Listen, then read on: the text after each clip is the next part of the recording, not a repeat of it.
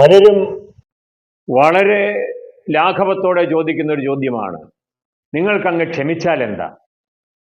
നിങ്ങൾ ക്ഷമിച്ച പ്രശ്നങ്ങളെല്ലാം പരിഹരിക്കപ്പെടുമല്ലോ. ക്ഷമിച്ചാൽ പരിഹരിക്കപ്പെടും എന്നുള്ളത് ശരിയാണെങ്കിലും ക്ഷമിക്കുകയെന്ന് പറയുന്നത് എളുപ്പമുള്ള കാര്യമല്ല. ഏറ്റവും ബുദ്ധിമുട്ടുള്ള കാര്യങ്ങളിൽ ഒന്നാണ് ക്ഷമിക്കുക എന്നുള്ളതും ക്ഷമ ചോദിക്കുക എന്നുള്ളതും. ഇംഗ്ലീഷിലൊരു ചൊല്ലുണ്ടല്ലോ, to err is human, to forgive is divine. അതായത് തെറ്റ് സംഭവിക്കുക മാനുഷികമാണ്, പക്ഷേ ആ തെറ്റ് ക്ഷമിക്കാൻ മനുഷ്യന് എളുപ്പമല്ല. അതിന് ദൈവത്തിൻ്റെ സഹായം കൂടിയേ തീരൂ. ഒരിടത്ത് വായിച്ചത് ഓർമ്മിക്കുന്നു, ബുദ്ധിമുട്ടുള്ള രണ്ട് കാര്യങ്ങൾ, ഒന്ന് ഗീവ്, രണ്ട് ഫോർഗീവ്. നൽകാനും ക്ഷമിക്കാനും മിക്കവർക്കും ബുദ്ധിമുട്ടാണ്. അതുകൊണ്ടാണ് ചിലർ പറയുന്നത്, ഞാൻ ക്ഷമിക്കാം പക്ഷേ മറക്കില്ല. ക്ഷമ ഒരു യാഥാർത്ഥ്യമായി തീരുന്നത് അത് മറക്കുക കൂടി ചെയ്യുമ്പോഴാണ്. ആരെങ്കിലും വാക്കുകൊണ്ടോ പ്രവൃത്തി കൊണ്ടോ ഇടപെടലുകൊണ്ടോ ബന്ധം കൊണ്ടോ നമ്മുടെ ശരീരത്തെയോ മനസ്സിനെയോ ആത്മാവിനെയോ മുറിപ്പെടുത്തിയാൽ ഭംഗി വാക്കുകൊണ്ട് ക്ഷമിച്ചിരിക്കുന്നു എന്ന് പറഞ്ഞാൽ പ്രശ്നം തീരുന്നില്ല. അയാളെക്കുറിച്ചുള്ള ഓർമ്മ തന്നെ നമ്മുടെ മനസ്സിൽ നിന്ന് പോകണം.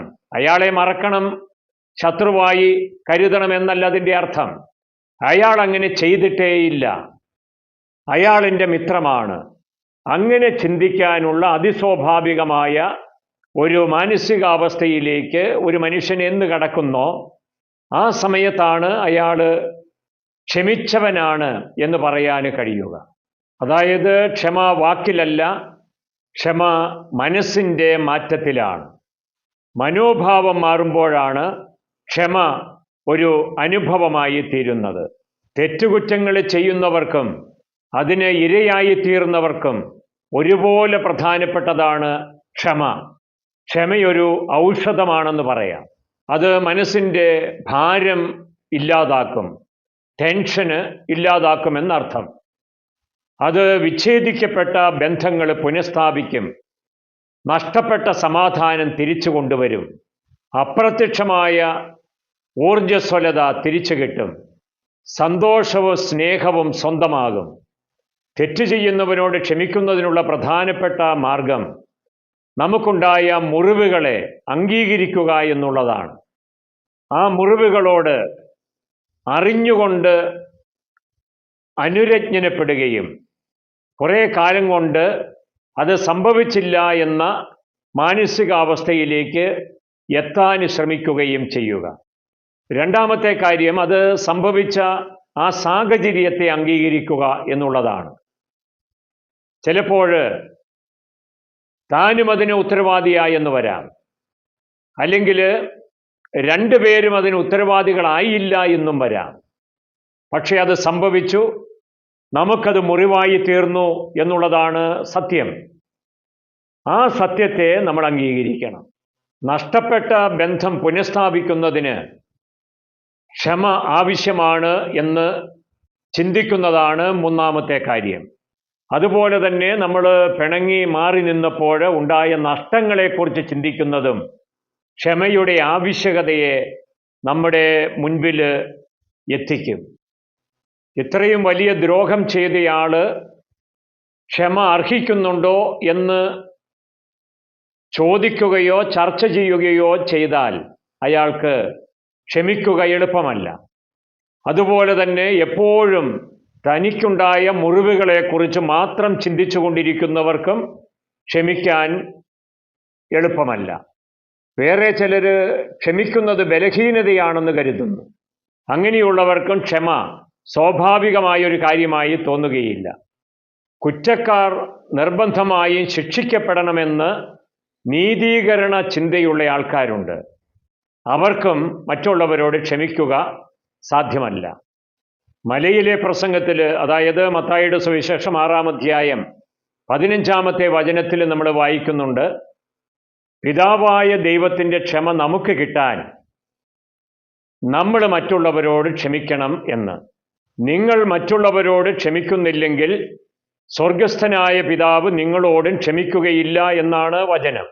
മത്തായിയുടെ സുവിശേഷം 18-ാം അധ്യായത്തിൽ 21-ാമത്തെ വചനത്തിൽ വിശുദ്ധ പത്രോസ് ഈശോയോട് ചോദിച്ചൊരു ചോദ്യമുണ്ട്: എത്ര പ്രാവശ്യം ക്ഷമിക്കണം? അതിന് കർത്താവ് നൽകിയ മറുപടി ഇതാണ്: 70 പ്രാവശ്യം ക്ഷമിക്കണം. അതായത് 7നെ 70 കൊണ്ട് ഗുണിച്ചാൽ കിട്ടുന്ന സംഖ്യയ്ക്ക് ഒപ്പം ക്ഷമിക്കണം എന്നല്ല അതിൻ്റെ അർത്ഥം. 7 ബൈബിളിൽ പൂർണ്ണതയെ സൂചിപ്പിക്കുന്ന ഒരു സംഖ്യയാണ്. അതായത് എത്രത്തോളം ക്ഷമിക്കുമ്പോഴാണോ ക്ഷമ പൂർണ്ണമാകുന്നത് അത്രത്തോളം ക്ഷമിക്കാൻ സന്നദ്ധരാകണം എന്നാണ് അതിൻ്റെ അർത്ഥം. അതായത് ക്ഷമയ്ക്ക് പരിധി വെക്കേണ്ടതില്ല, അതിര് കൽപ്പിക്കേണ്ടതില്ല. ദൈവം ക്ഷമിക്കുന്നത് പോലെ ക്ഷമിക്കണം, അതാണ് അതിൻ്റെ സൂചന. ഇവിടെ നമ്മൾ ചിന്തിക്കേണ്ട മറ്റൊരു കാര്യമുണ്ട്. ക്ഷമിക്കുമല്ലോ, അതുകൊണ്ട് തെറ്റുകുറ്റങ്ങൾ ചെയ്തു കൂട്ടാം. ആ ചിന്ത ക്രൈസ്തവ വിരുദ്ധമാണ്. ആർക്കാണ് ക്ഷമ കിട്ടാനുള്ള അർഹത?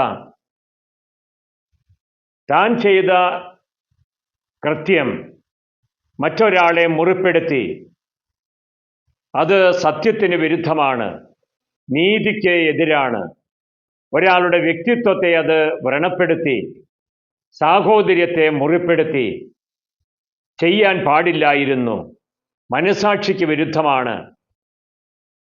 അങ്ങനെ ഞാൻ പ്രവർത്തിച്ചതുകൊണ്ട് ഞാൻ തെറ്റുകാരനാണ് എന്ന് ഞാൻ സ്വയം തിരിച്ചറിയുന്നു. ഇനി അങ്ങനെ പ്രവർത്തിക്കില്ല എന്ന തീരുമാനമെടുക്കുന്നു. അനുതാപത്തിൻ്റെ കണ്ണുനീര് വീഴ്ത്തുന്നു. ജീവിതത്തെ നവീകരിക്കാനുള്ള പുതിയ തീരുമാനത്തിൽ എത്തിച്ചേരുന്നു. ക്ഷമ ലഭിക്കുവാനുള്ള അടിസ്ഥാന വ്യവസ്ഥ, അതായത് ചെയ്ത തെറ്റിനെക്കുറിച്ച് മനസ്താപമോ പശ്ചാത്താപമോ ആവശ്യമെങ്കിൽ പരിഹാരം ചെയ്യാനുള്ള സന്നദ്ധതയോ ഇല്ല എങ്കിൽ ഒരാൾക്ക് ക്ഷമ ലഭിക്കുവാനുള്ള യോഗ്യതയില്ല എന്നുകൂടി നമ്മൾ മനസ്സിലാക്കണം. അതുകൊണ്ട് ഈ നോമ്പ് കാലത്ത് ക്ഷമ ചോദിക്കാനും ക്ഷമ അർഹിക്കുന്നവർക്ക് മാപ്പ് നൽകാനും നമുക്ക് കഴിയണം. അത് മനുഷ്യൻ്റെ കഴിവുകൊണ്ടല്ല, ദൈവത്തിൻ്റെ വരം കൊണ്ട് സാധ്യമാകുന്നതാണ് എന്നും തിരിച്ചറിയണം.